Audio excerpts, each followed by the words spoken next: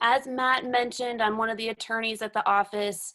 I actually primarily work out of the State College office. We also have an office in the Williamsport area. Like Matt mentioned, I just got back from maternity leave. I'm now adapting to life with 2 children versus 1, so that's been fun. I am actually from this area. I grew up here, but I moved to Florida and began practicing in Florida initially, and then we moved back into the area to be around family. So now I currently work on a team based out of State College with Kristin, who's actually also presenting with me. Well, thanks everybody for joining us today. As Jenna mentioned, we work together as a team, primarily out of the State College office. Little background about myself. I graduated from Lycoming College, and prior to working with Steinbacher, Goodall, and Yurchak, I actually worked for the Area Agency on Aging, administering the in-home care through used to be the PDA waiver program. Now it's the CHC waiver program to help individuals stay home and getting those services for them. I've been with the firm now since 2011, so a lot of years. And a lot of what I do here is working with families that need care now and getting those services that they need set up for their in-home care or for their nursing home care, and implementing strategies to help protect assets, especially for the spouse that's still at home. I'm actually also a certified dementia practitioner. Jenna is also. Additionally, I'm also a certified Alzheimer's disease and dementia care trainer. I went to Arizona back in January before the COVID outbreaks and did an intensive training out there to get this actual extra certification. So that's really exciting, and our firm's really taking a big stance, making sure that we're as dementia friendly as we possibly can be, and making sure that, we're cutting edge for the planning we're doing and helping our families navigate that difficult time. So today we're going to jump in. We're going to talk about a lot of different things today. Jenna and I actually this morning went through and readjusted the PowerPoint because we felt like it was maybe a little bit too much information. So we don't want this to be overwhelming, but we also want to provide as much information as possible. As we're going through the PowerPoint and the information today, please keep in mind that our office does offer free initial consultations.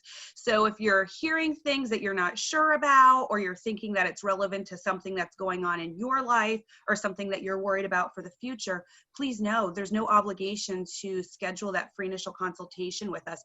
Jenna and I will sit down with you, right now via Zoom or phone calls, talk to you about your situation and figure out if there's things that we need to do. Okay, so we're going to jump right in, and Jenna's going to start off by talking about very, very important documents that everybody needs to have in place. That's right. So we're going to start with powers of attorney and wills, and we actually say that these are documents that not just the elderly should have, pretty much everybody over the age of 18 should have these documents, and you'll kind of see why as we go through this. So what is the most important estate planning document? It's the power of attorney.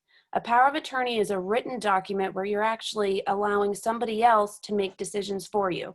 This could be financial decisions, healthcare decisions. There's different types of powers of attorney that we're actually going to go through next.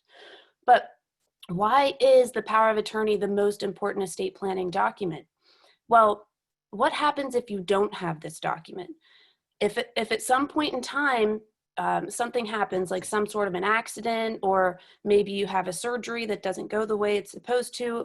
If at some point in time you're not able to make decisions for yourself, if you're married, your spouse actually can't just automatically step in and make decisions as far as your finances go. I don't know if any of you have ever tried calling the cable company that might be in your spouse's name. Chances are, if your name's not on that account, they're not going to talk to you. So it works the same way as far as all of your other finances as well. If your name's not on the account, then they're probably not going to talk to you, even if you are the spouse.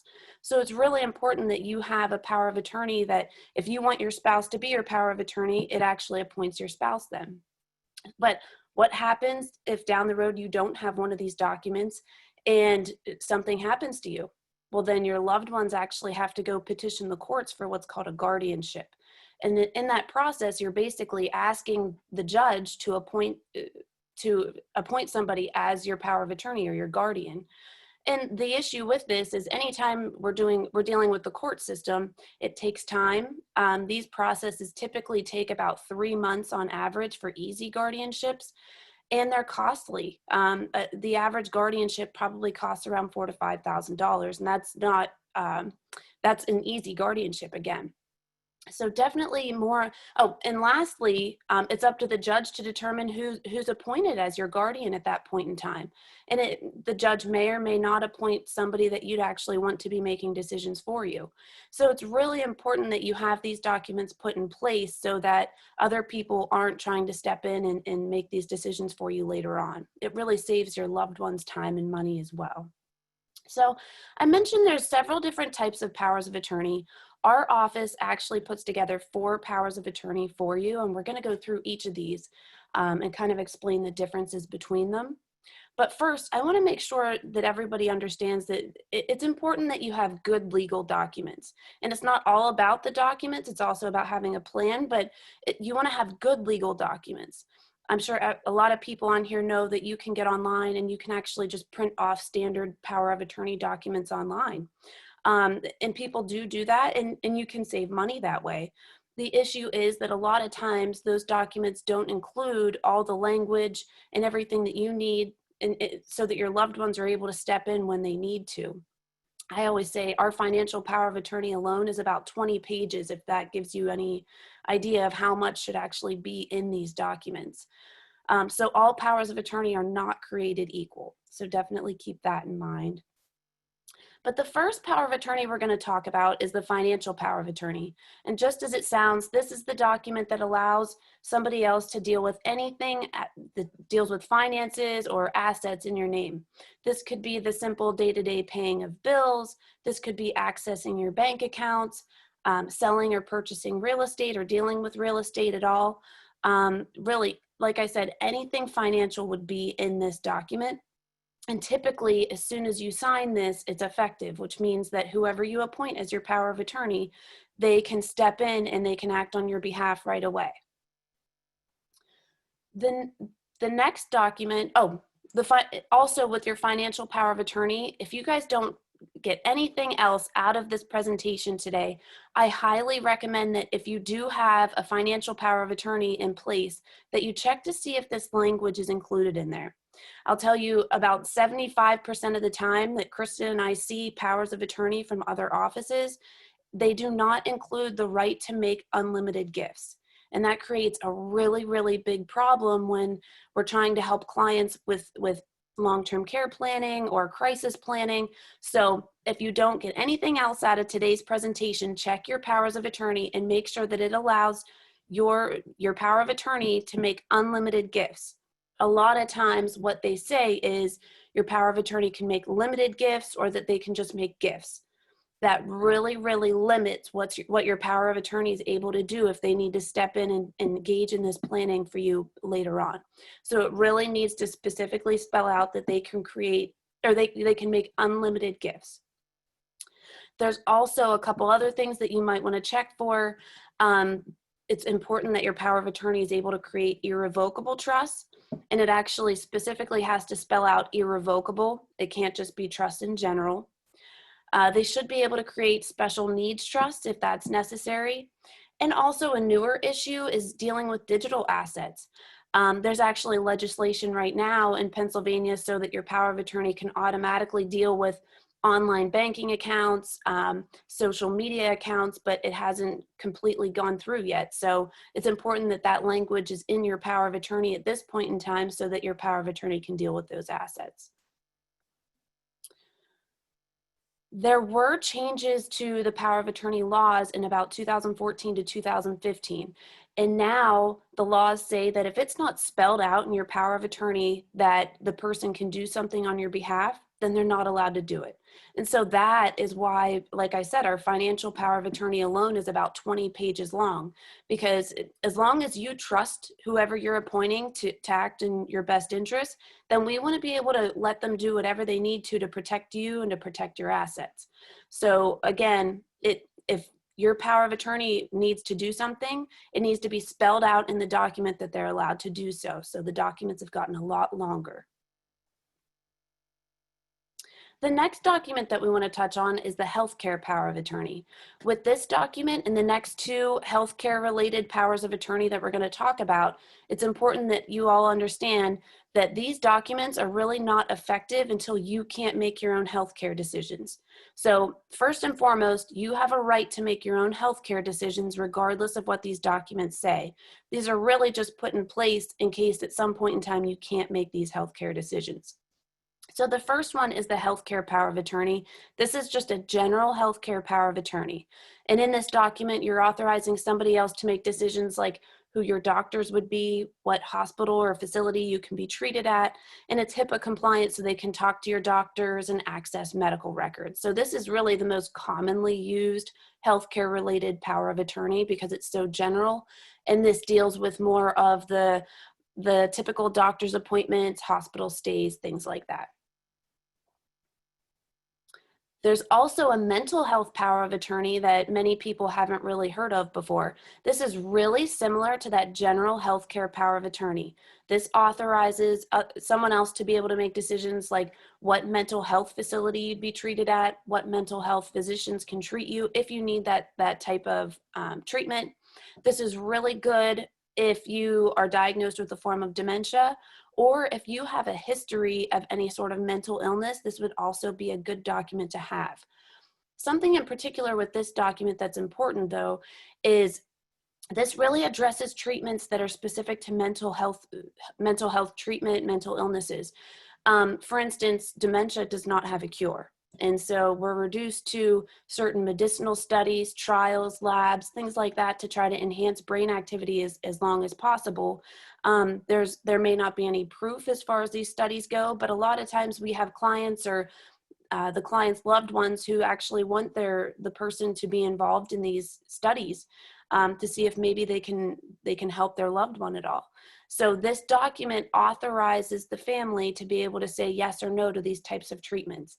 Again, the person themselves would have the right to make these decisions first and foremost. This document's just there if the person's not able to make those decisions. Something else to keep in mind, because this is a newer document in Pennsylvania, this document automatically expires 2 years after it's signed. That's according to Pennsylvania law, and this is the only document that automatically expires like this. All of your other documents would be put in place and they would be set until you wanted to either revoke them or sign new documents. And the last power of attorney that we want to talk about is the living will. This is what people call the end of life document. And there's a lot of questions about this document. So I always like to spend a little bit more time to make sure that we're clear on when this actually applies. This document only applies in very limited situations. So the document only applies if you've been diagnosed as being in a permanent coma, a permanent vegetative state, or the doctors are saying you have a terminal condition, so you have about 6 months or less to live, and you're not capable of making your own decisions at that time. That's when this document would really kick in. And typically what the document says is that you don't want any artificial life-sustaining measures taken. You don't want things like breathing machines or feeding tubes, dialysis, chemo, because at the end of the day, the doctors are saying that there really is still no hope for recovery. Even if you receive those types of treatments, you're not ultimately going to get better. And then also, there's typically a provision that we put in these documents that addresses dementia. Dementia is not considered a terminal condition in Pennsylvania at this time.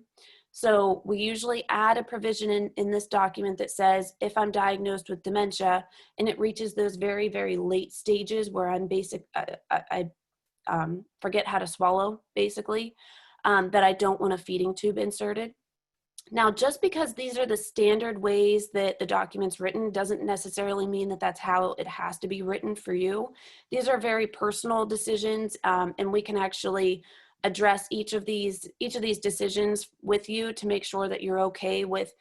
Some people, they don't want any sort of blood transfusions, so we can address that. Some people may actually want the feeding tube, but nothing else. So you can really make this document specific to what your wishes are.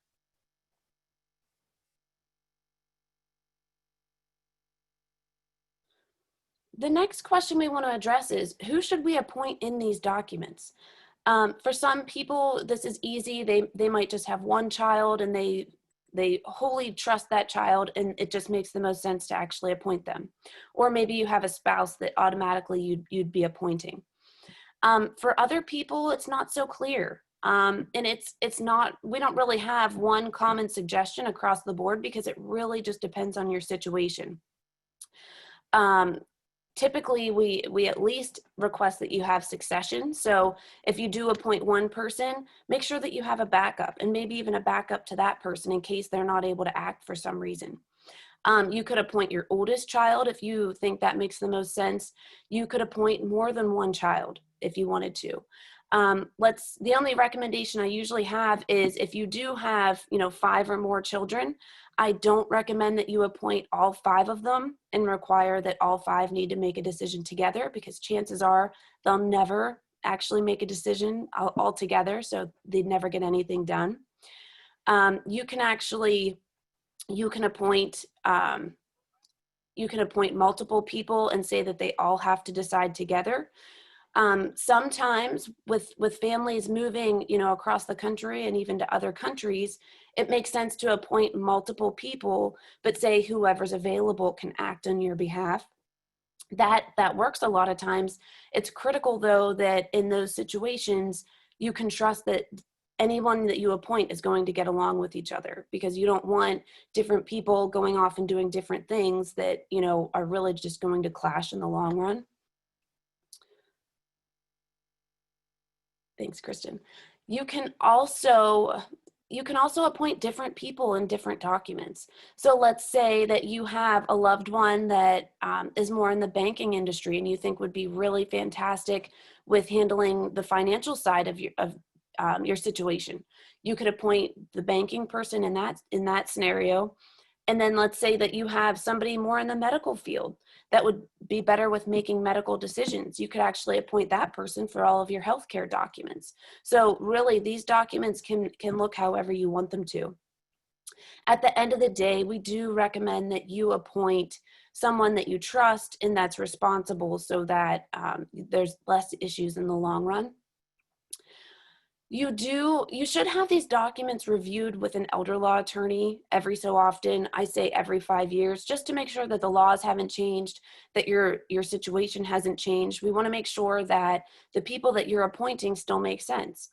Your situation changes over time, and so the people that you appoint at one point in time might not make sense down the road.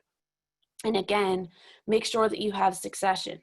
Especially nowadays, what if the person that you appointed as your power of attorney, what if they ended up having COVID-19? They might be quarantined for 2 weeks and they can't do anything for you. So it's really important that you have a backup put in place so that somebody else can step in and take care of things for you if necessary.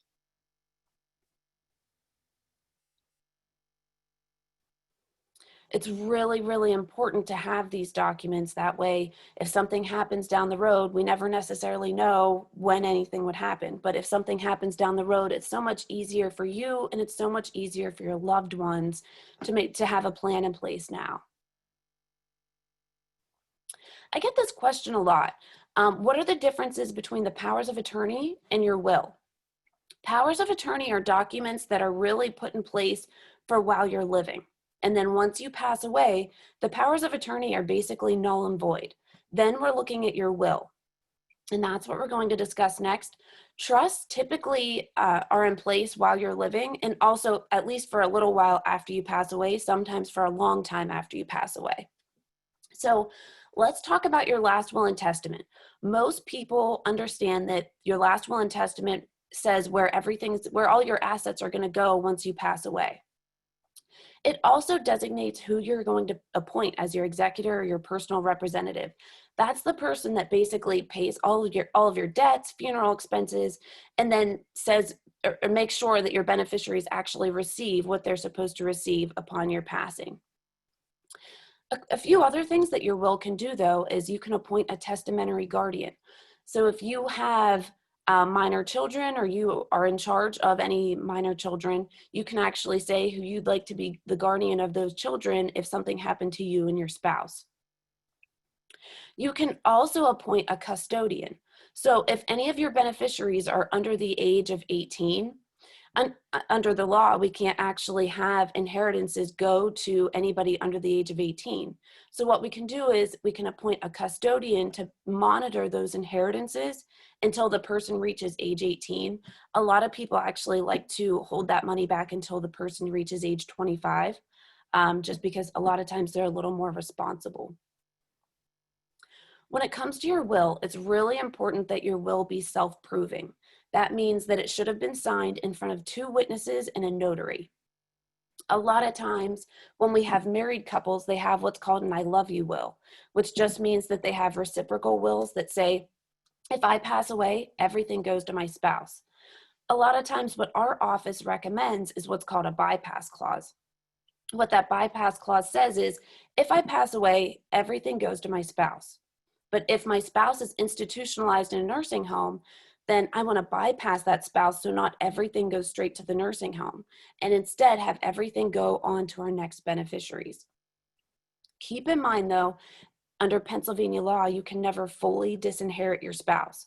Your spouse is always entitled to at least a 30% share of your estate, but you'd still be protecting about 70% of your estate from the nursing home. So I would highly recommend that bypass clause. It's also important that you understand that not everything is subject to your will.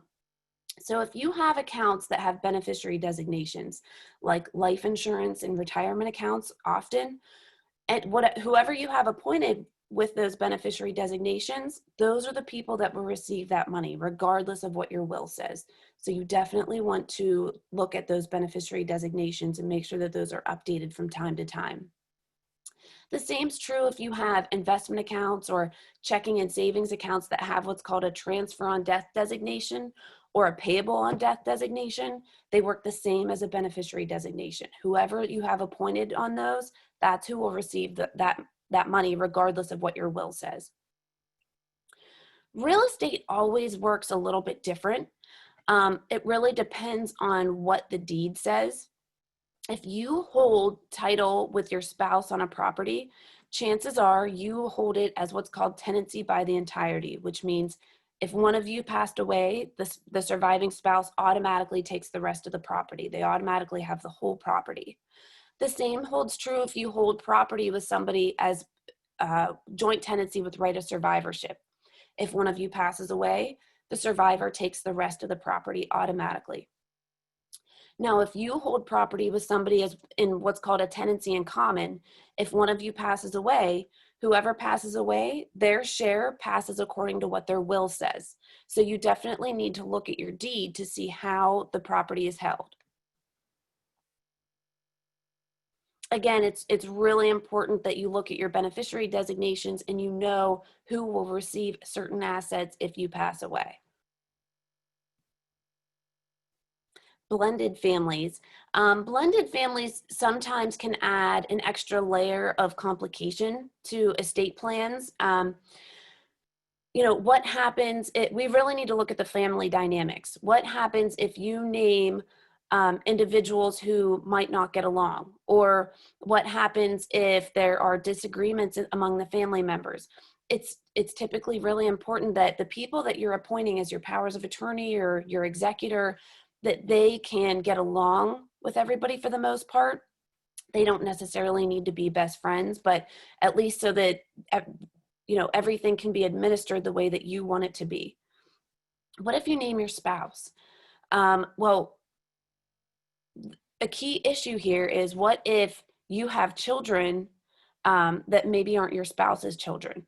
Is your spouse still going to be fair to those children that aren't necessarily theirs? It's just something to think about.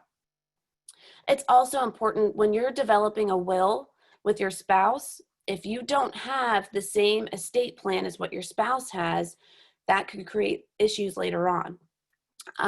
Reciprocal wills means that you have the same will as what your spouse has. So that's what a lot of families have that are not blended families. But we see a lot of blended families that have more of a last man standing will, is what we call it. And so what that means is the two spouses have completely different wills. The wife might have her estate going to a couple people, and then the husband has his estate going to a few different other people. Well, if who, it really depends on who passes away first, because typically everything goes to the surviving spouse first, and then the second of them to pass away, their will's really going to say where everything goes.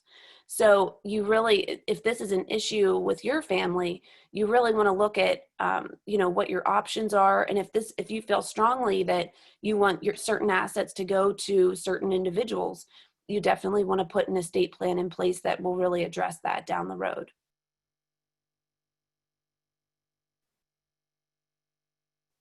So what is estate pre-planning? This is where Kristin's going to step in, and she's going to actually go through more of the long-term care planning, but really it's all about having a plan in place. Like I mentioned before, it's not necessarily all about the documents. It's really about having a plan in place to address if a lot of different situations come up. Kristin, if you want to, are you good? Yes, I was waiting to get unmuted. Thank you. Okay, thanks, Jenna. We're going to mix this up a little bit. I'm going to spend some time talking about planning and different options. And then at the very end, Jenna's going to come back on and spend a little bit of time talking about trust and just a little tiny bit about taxes. Now, keep in mind that what I'm going to cram into this next section really could take me days to really dive into and go into detail, but I know we all are very busy. So I'm just going to hit on some very important topics when we talk about planning. So generally speaking, we do planning at different stages of life. We do sometimes just estate planning. So we're just getting those essential documents into place, like the powers of attorneys and wills that Jenna just talked about. And as she mentioned, at the very least, making sure you have good estate planning documents in place is the most important thing that you can take from this seminar today. We practice solely on planning for your second half of life. So even if you have documents in place already, it's really important to make sure an elder law attorney does look at those documents, because this is all we do. We deal with the Department of Human Services at the end of the day. We deal with the state, so we know what they're going to say. A lot of attorneys are dabbling in elder law, but generally those documents still aren't good enough, unfortunately. And it's always really hard when Jenna and I have to break it to you that your documents that you did 2 weeks ago at your general practice attorney down the street aren't good enough and you have to pay to get them done again. We don't like to have that conversation. So save yourself the hassle. And again, we offer that free initial consultation to look at those documents for you. We also do a lot of pre-planning at our office. We're going to talk a little bit about that. That's planning before the crisis, getting things in order. And a lot of what I really do here is working with families once the crisis hits. So even if you already did pre-planning and now we're dealing with the crisis, or you're brand new coming into our office because you or your loved one needs care now. So I want to be perfectly transparent that planning is just implementing strategies to make sure that you're protecting your assets and your income in the event that you need care now or in the future. We're not hiding assets. We're not tucking things away. When I deal with the Department of Human Services every single day, and I report every single thing to them. So I love my clients. I do a really good job for all our clients, but I'm not going to go to jail for anybody. So I'm not going to hide anything. I'm not going to tell you to tuck money underneath your mattress. So we're going to be very transparent about everything that we do. Okay. So in Pennsylvania right now, the average cost of long-term care is $10,732.83. So that's for skilled nursing home care. That's that highest level of care. Now, some facilities in our area are a little bit higher than that. Some are a little bit lower. It depends on the facility and what kind of services that you really need in there. So for instance, if you need that specialized dementia care or dementia unit, it might be a little bit more costly than somebody that doesn't need that. Now, in-home care can be costly as well, depending on how much in-home care you need. So some people just need a couple hours a day, so that's going to be a lot less costly than that $10,000 a month. But if you need 24-hour-a-day care, it could be a lot more costly than that. Other levels of care like personal care, senior living facilities, or an independent living are usually going to be a lot less than this because you don't need that highest level of skilled care. But on average, $10,732 a month in Pennsylvania.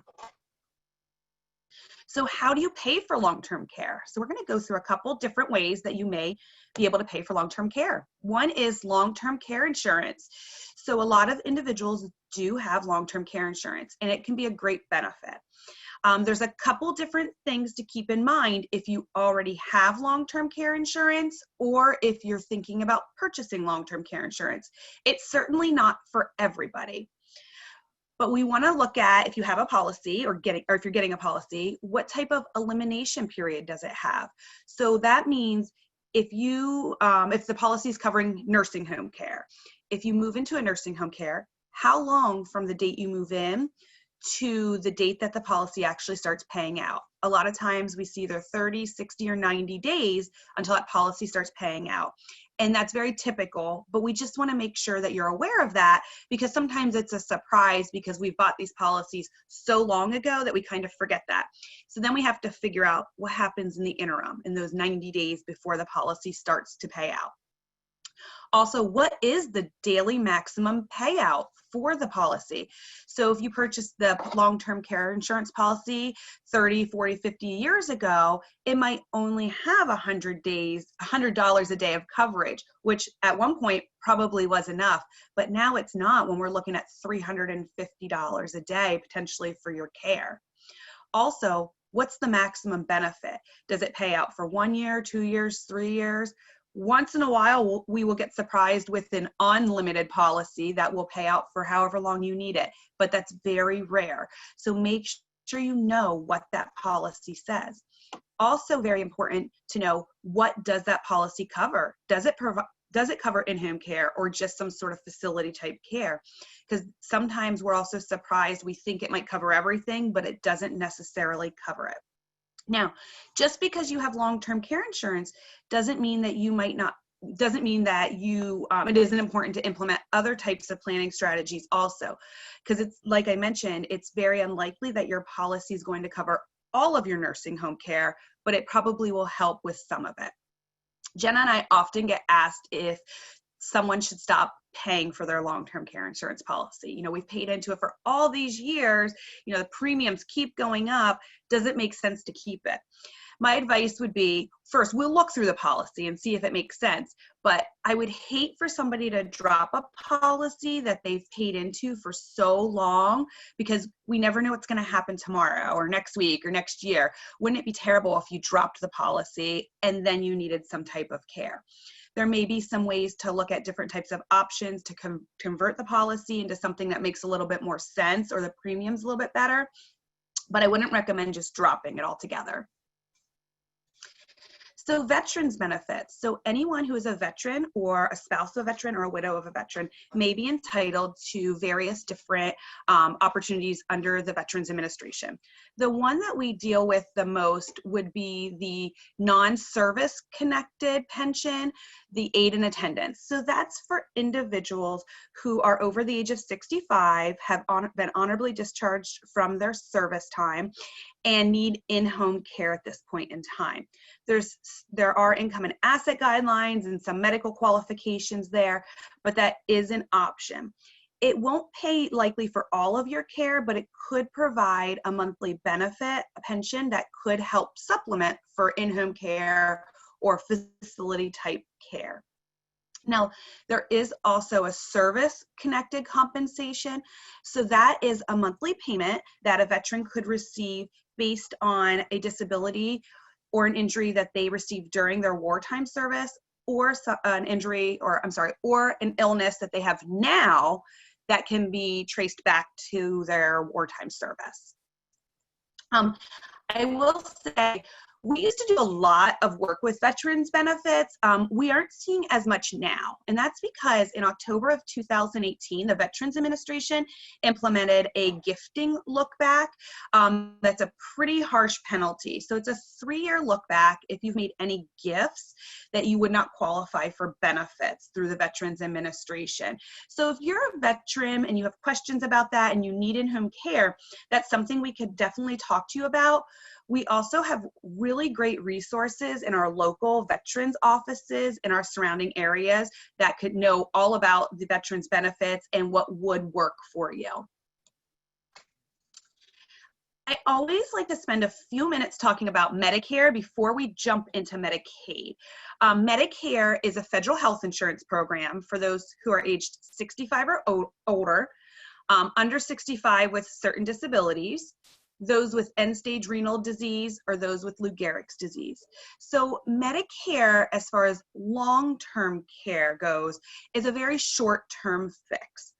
So Medicare can provide up to 100 days, let me see here, up to 100 days of skilled nursing home care, but very rarely does it actually cover that long.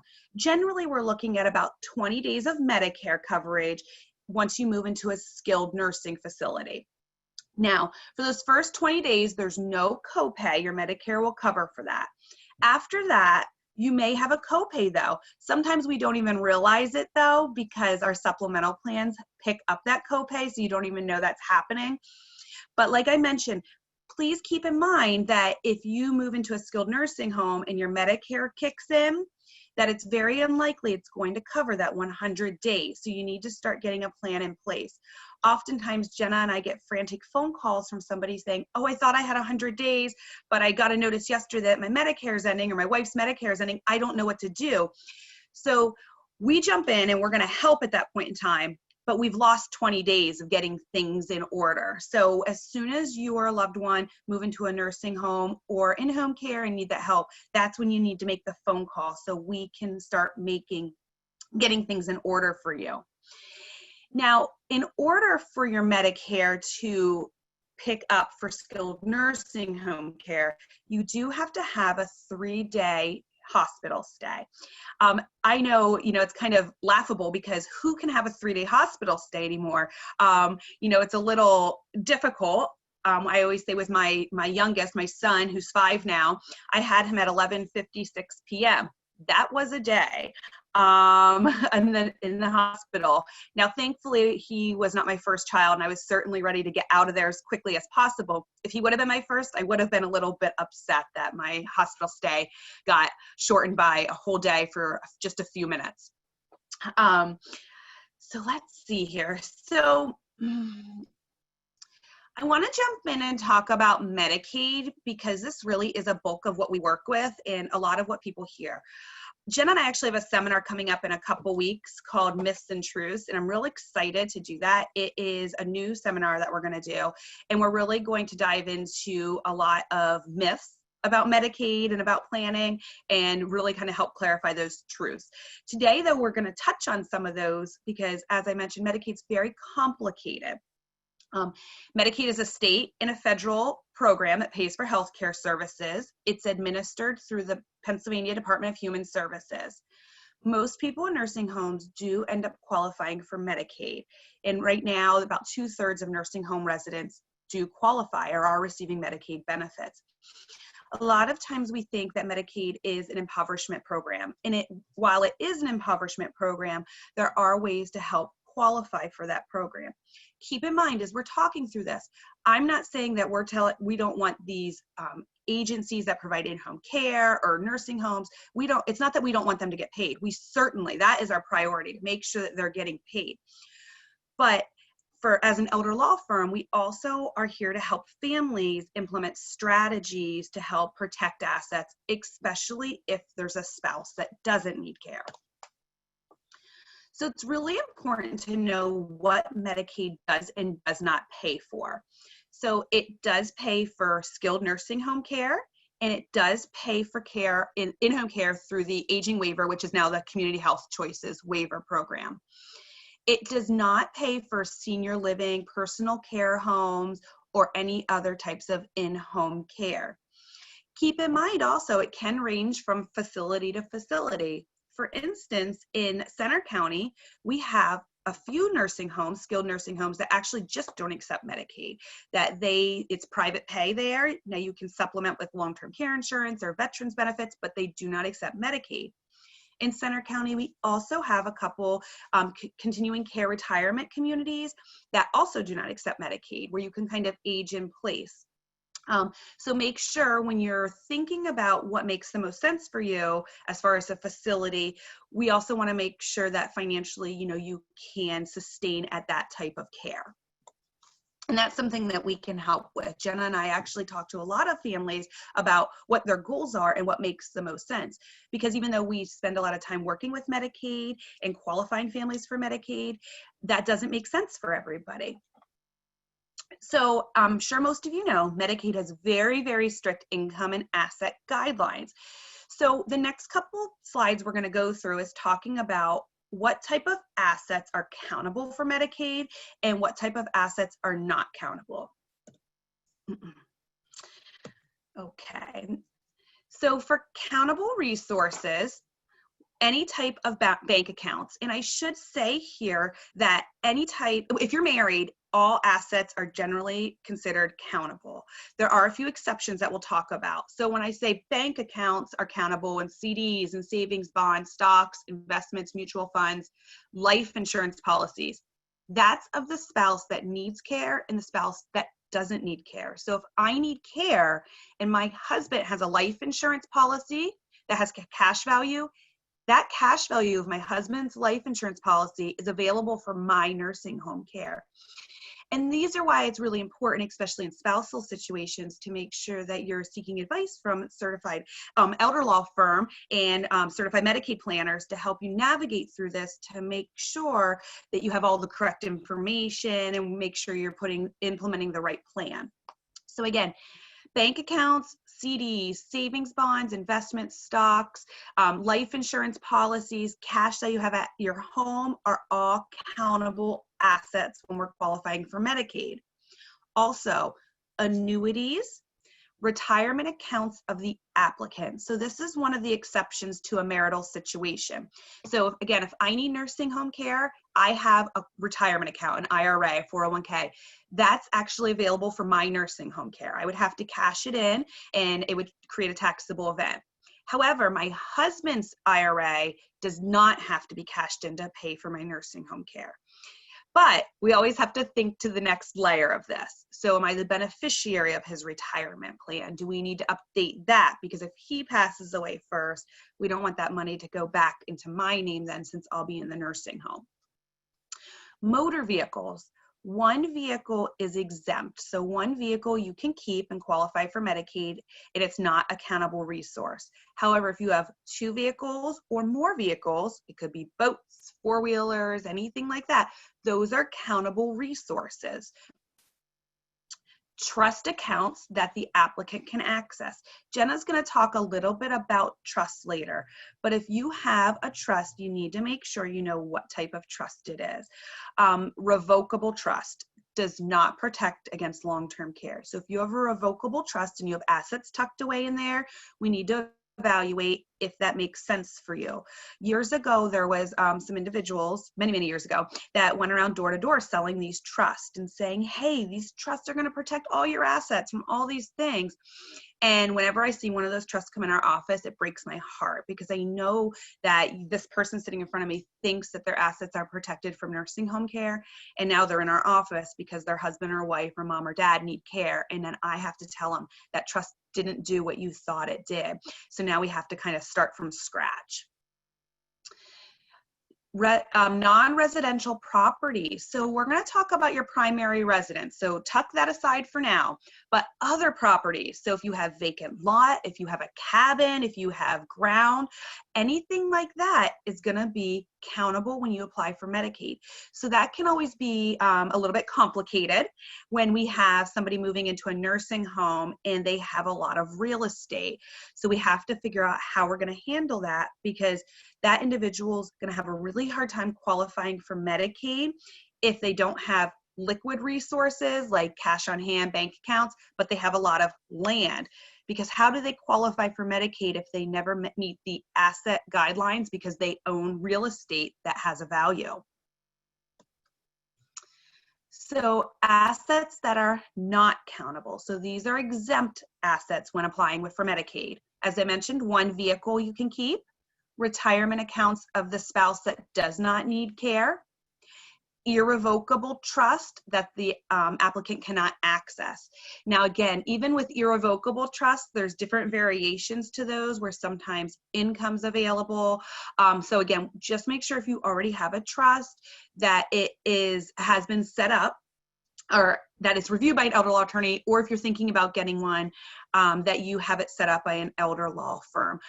Just recently, about 2 weeks ago, Jenna and I met with somebody who had a trust set up by someone who dabbles in elder law and then brought it into us, and it wasn't good. It wasn't in good shape. So they just paid these fees to somebody else, and now it didn't work. It didn't do what they thought it would do.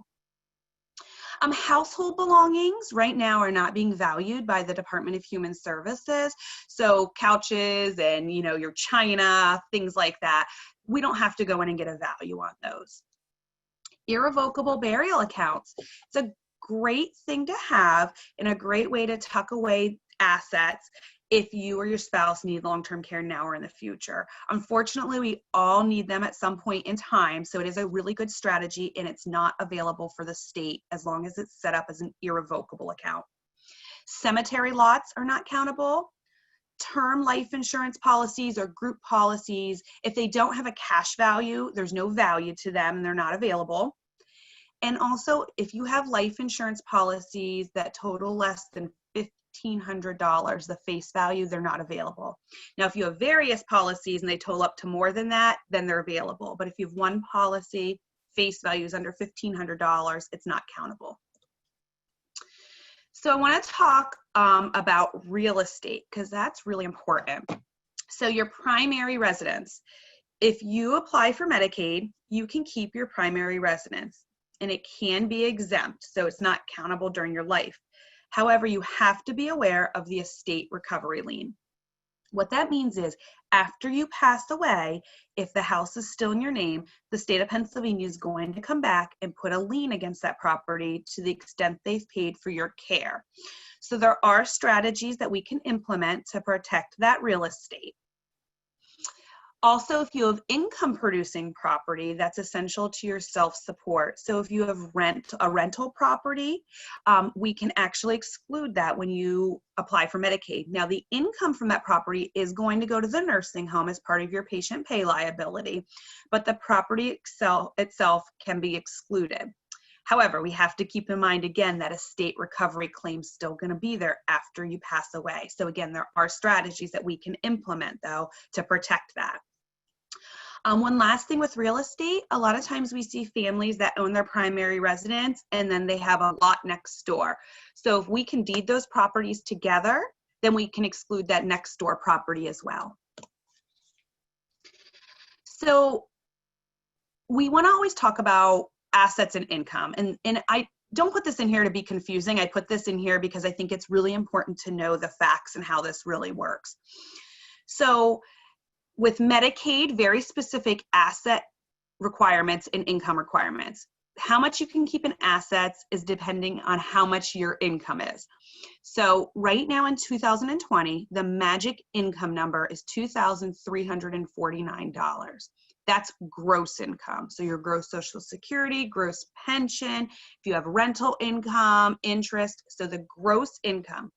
If your income is over $2,349, you can keep no more than $2,400 in assets in your name. If your gross income is less than $2,349, you can keep $8,000 in assets in your name. Now, income is the applicant only. It's not looking at your spouse's income. It's only looking at the applicant's income. Now, if you're a single applicant, you're only going to be able to keep either the $2,400 in assets or the $8,000 in assets. If you're married though, Pennsylvania does have pretty good spousal impoverishment rules in place. So if you're married, they total up all of your assets together and they say that your spouse gets to keep half of those assets. However, they do put a cap on that. And right now the cap is $123,600. So what that means is if you're married and you have a total of $300,000 in assets, we divide it in half, that's $150,000.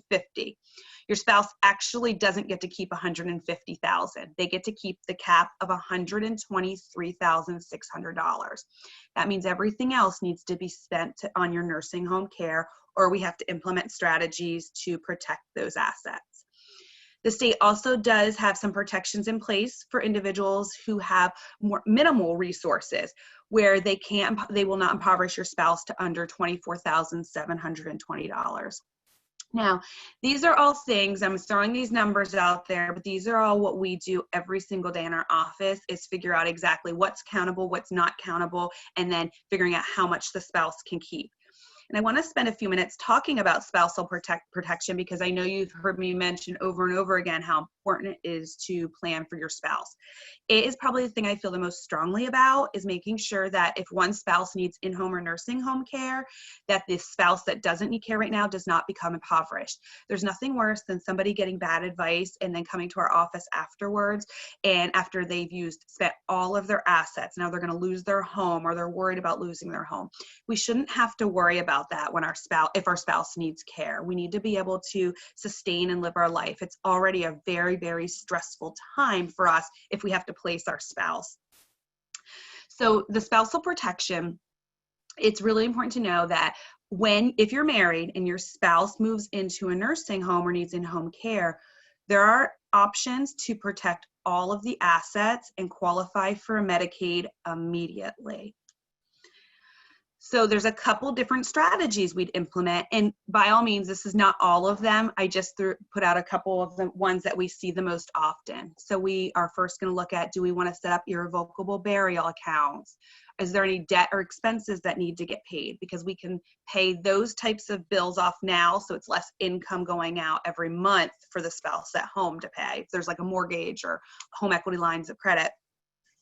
There's home modifications that need to be done because we hope our spouse is able to come back home, or if we are applying for in-home care, we need to make some modifications around the house to keep our spouse home safely. But one of the ones that we use most often right now is called a Medicaid compliant annuity. And I always just want to spend a few minutes talking about that, because this isn't a normal annuity. This is a very, very specific annuity that we use for Medicaid purpose. And what this does is, if we have a spouse that needs in-home care or nursing home care, if there's money that's in that individual's name that needs to be spent down on the nursing home care or applying for in-home care, we can actually convert that asset into an income for the spouse that doesn't need care. So if I have $50,000 too much to qualify for Medicaid, but I have a spouse at home, I can take that $50,000 and convert it into an income for my spouse, and then it's going to go all to my spouse, and I'm going to qualify for Medicaid benefits immediately, and my spouse is going to get an income every month. And how that works is, in Pennsylvania, the income of my spouse isn't available towards the nursing home. Other states it is, but in Pennsylvania, it's not. So my spouse can have $10,000 a month in income coming in, and it's not available for my nursing home care. So that's a really, really important thing to know in a spousal situation. Even if you didn't do any planning ahead of time, it's not too late. There's things we can do now. But my big red warning at the bottom of this page is, your power of attorney must allow unlimited gifting. So situation is, I need nursing home care. My husband goes to an elder law firm and says, hey, my wife needs care and here's what we got to do. If my power of attorney doesn't allow unlimited gifting, even if he's my spouse, he may not be able to implement these strategies to protect assets. He may just have to, use all the assets. Now, if I'm capable, I could sign a new power of attorney saying, yep, I want to do this.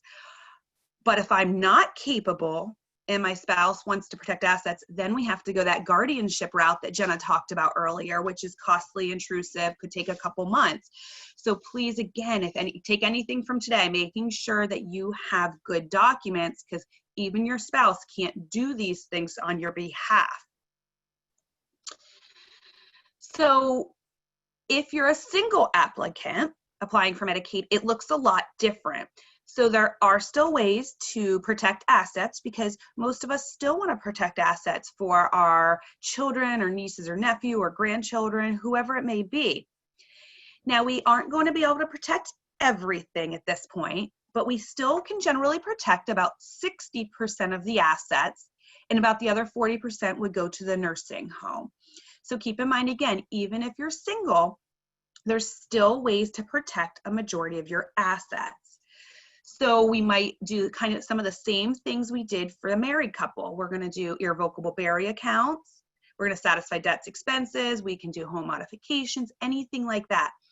But one thing that's going to look different in this situation is we're going to get into irrevocable trust and gifting. We're going to talk a little bit more about that. But again, I want to give you my big warning. In this situation, your power of attorney document has to allow your agent to make unlimited gifts, and also create and fund irrevocable trust. So again, if your power of attorney document doesn't say that and you're incapacitated, your agents can really be in a bind. It's going to create a lot more work and expense for them at that time. So we talked about gifting, we talked about trust. So what about that 5-year look back? So most of us have heard about it. I get a lot of questions about, well, I heard it's a 7-year look back, or they proposed a 7-year look back. At this point, that's not true. I'm not sure that they'll do that, but it's a 5-year look back. So what does that mean? If you move into a nursing home and you apply for Medicaid, the state of Pennsylvania looks back 5 years. They want to see if you've made any gifts. A gift for Medicaid purpose is anything over $500 a month. And I'm going to say that again. A gift for Medicaid is anything over $500 a month. I know everybody's saying, well, I thought it was $15,000. That's for federal taxes. That's something completely different. Medicaid is $500 a month. Anything over $500 a month, we have to verify where that check went. And if we cannot verify it, or if it was a gift, it was given to somebody, then it's going to create a period of ineligibility. Now, and you can purchase anything for yourself for fair market value. You can buy new cars, you can go on vacations, you can go to Target as much as you want. You can do any of that, but you can't just give money away and then ask the state to pay for it without being penalized. So one common thing we run into is we pay somebody to provide care for our loved ones. So whether it's a child or a neighbor, so we're paying them, and then it's time for nursing home placement. Well, if you don't have some sort of contract in place with that caregiver and you're paying them over $500 a month, you're going to be penalized. And that is just one thing that we run into a lot. And I'm saying this because I want everybody to know that if you are paying for a caregiver, you need to have some sort of legal contract in place with that caregiver, or it's going to bite you later. So make sure you're doing that.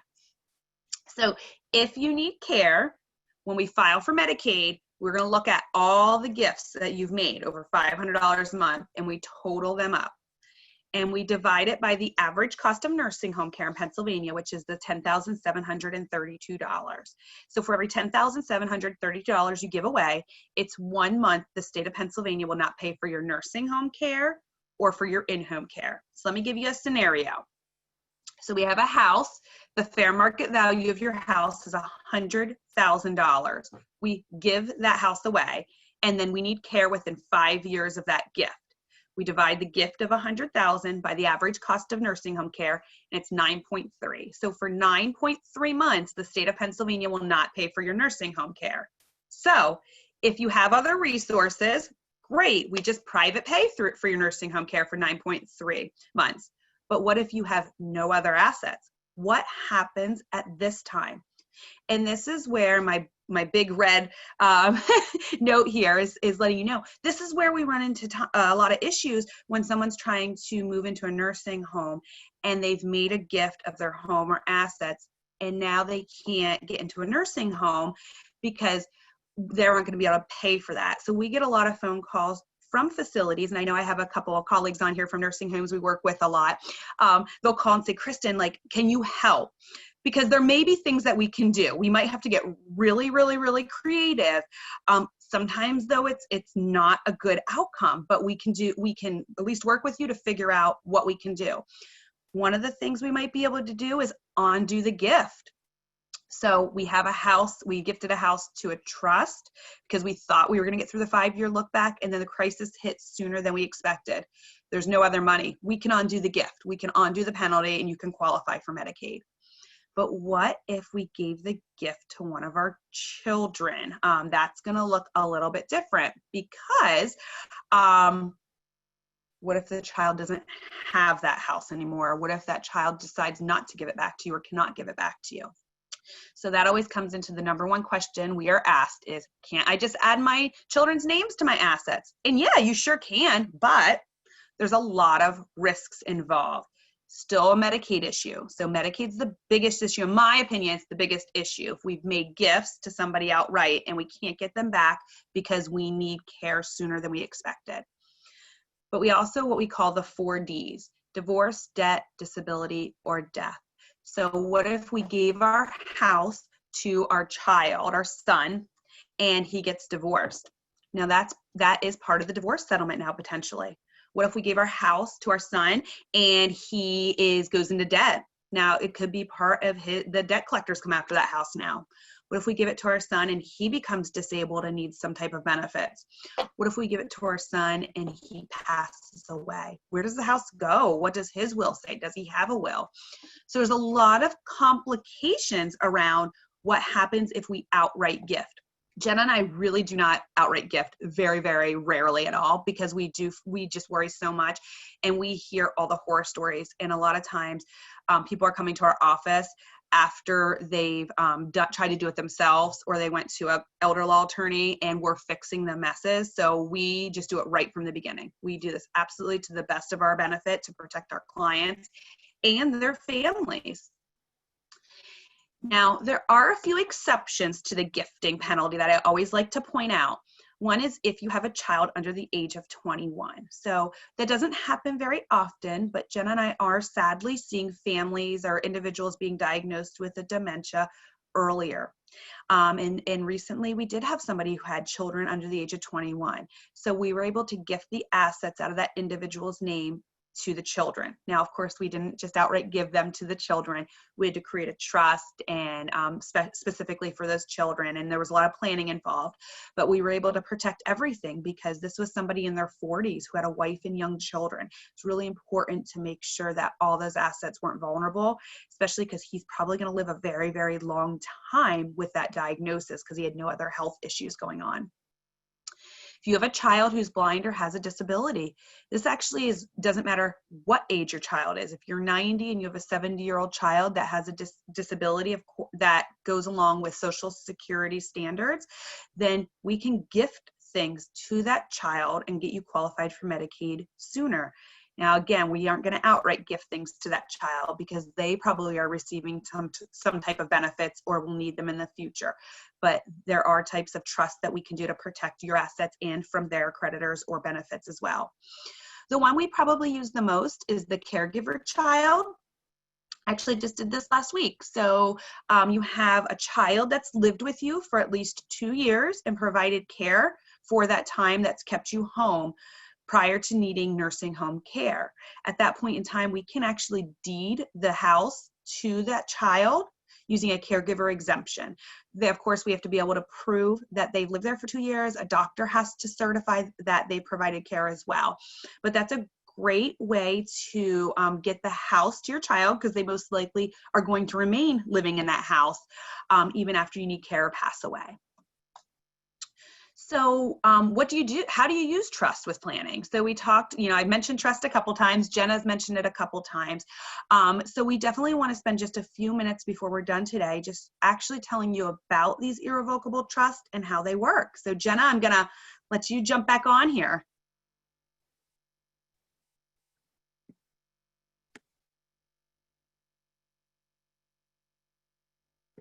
There we go. Okay. So first and foremost, when we get into trust, please understand that there are a lot of different purposes for establishing trust. Um, if you've talked to a neighbor or a family member that has a trust set up, understand that their goals are probably different from you. Their assets probably look different from yours, and their family structure might be different as well. So the reason that they set up a trust might be very different from what you need. So you may or may not need a trust, and it may or may not look like what they have as well. We probably hear that pretty often, actually. You know, so-and-so has a trust and it works this way, and that might be great for them, but that might not work for you. So just some of the common objectives for why we create trusts. First of all, to avoid probate. The probate process in Pennsylvania is the process of actually, once you pass away, admitting your will through the court system, and going through the process of actually having your debts paid for, and then having everything go through to your beneficiaries. A lot of times trusts are set up to avoid that process. When I practiced in Florida, you know, the costs of probate in Florida are much higher, and it's a much lengthier process there. So you'll see that almost everybody in Florida has some sort of trust set up just to avoid the probate process. I will say in Pennsylvania, the costs for probate are much less, and it doesn't take quite as long to go through the probate process. So we don't set up quite so many trusts in Pennsylvania just for that purpose, but we can.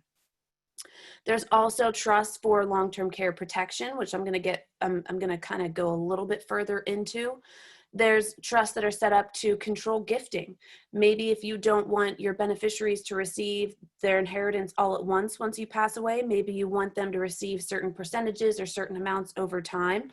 You could set up a trust so that they receive that over time. If federal estate tax is an issue, I'll actually go over what you'd be looking at with federal estate taxes, but a trust might be a good idea if federal estate tax is an issue in your situation.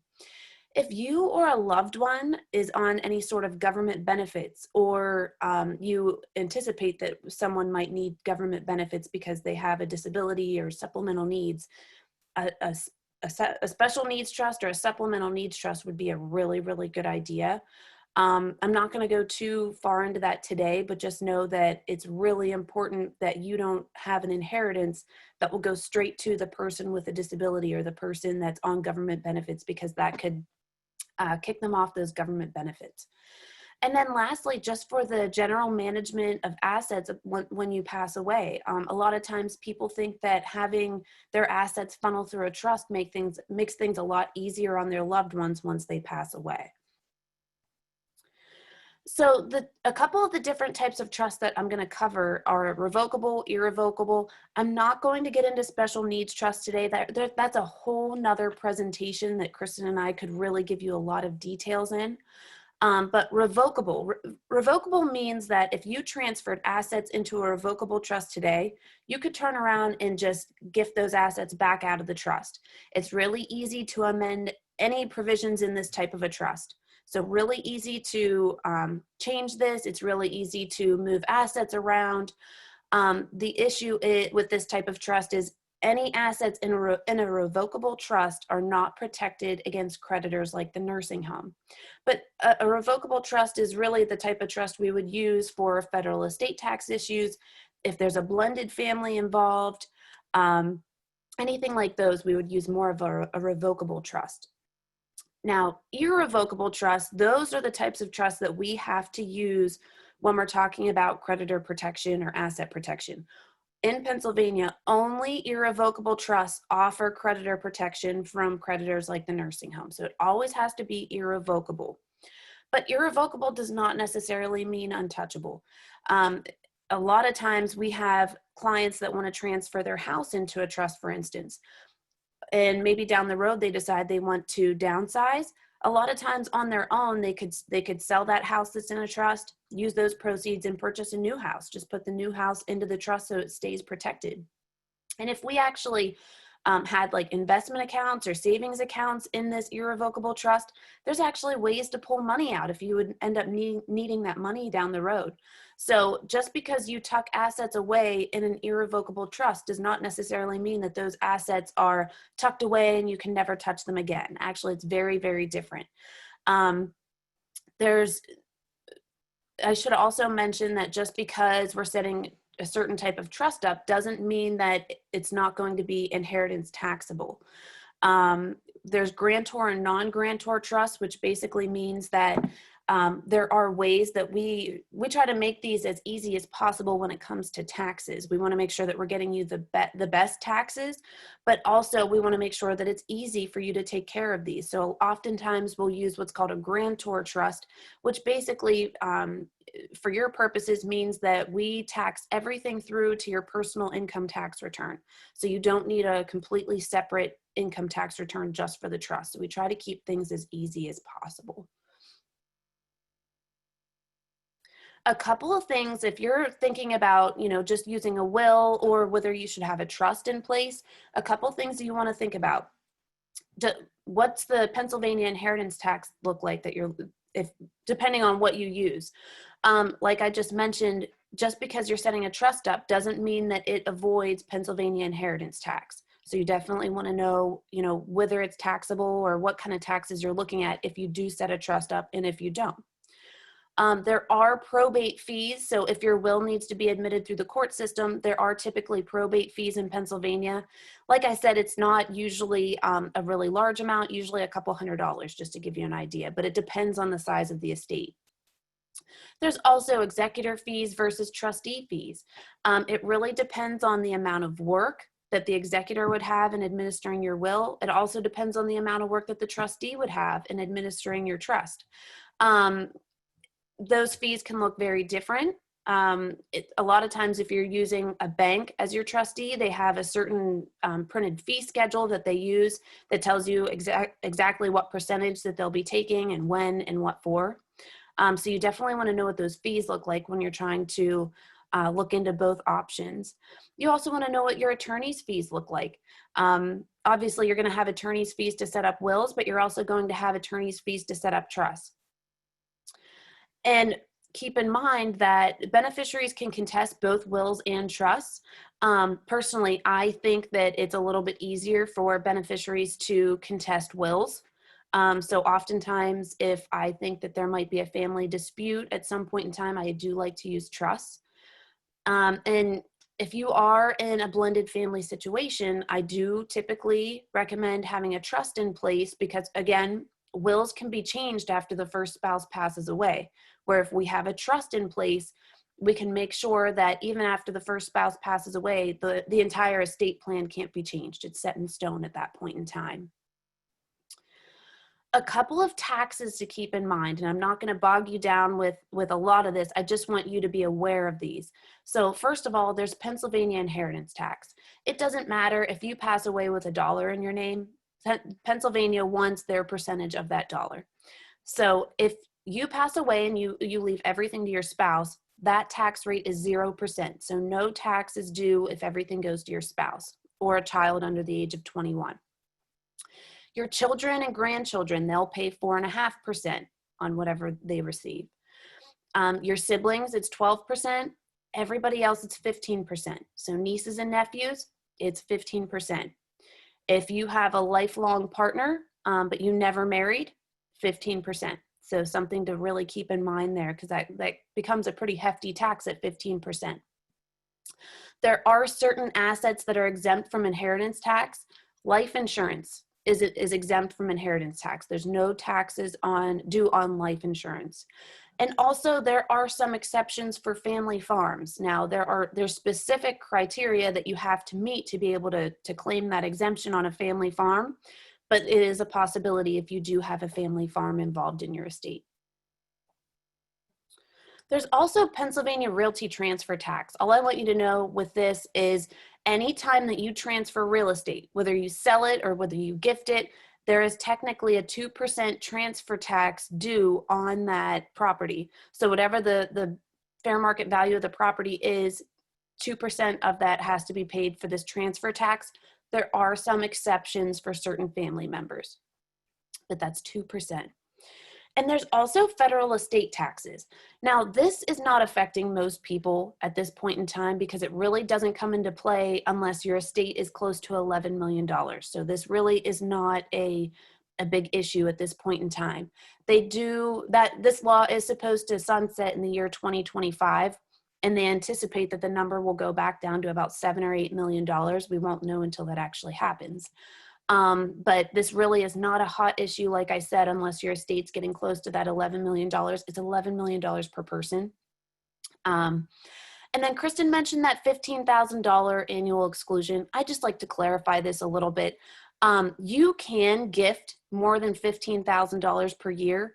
It's just this, you have to file a gift tax receipt, just so that the federal government can keep track of all the large gifts that you're making over your lifetime. That way, if your estate is close to the $11 million and maybe you gift some money away so that you stay under that $11 million mark, they can kind of include whatever gifts you made in that so that they can try to get their taxes on the back end.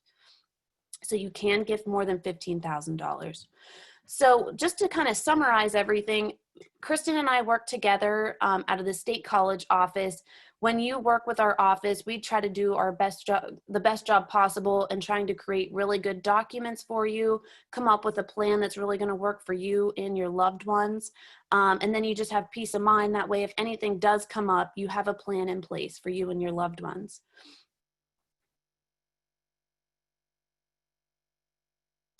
Right now, so we do offer free initial consultations. We typically would do those in office, but with COVID-19, we're actually doing all of our appointments by phone or video conference with Zoom. They're still just as personable as being in office. But what we've been doing is having the free initial consultations either by phone or Zoom. And then we have a Zoom conference after that to kind of go over any documents that you might need to sign. And if you're happy with those, then we bring you into the office just for a really brief period of time to sign those. And then we have as little face-to-face contact as possible when it comes to that.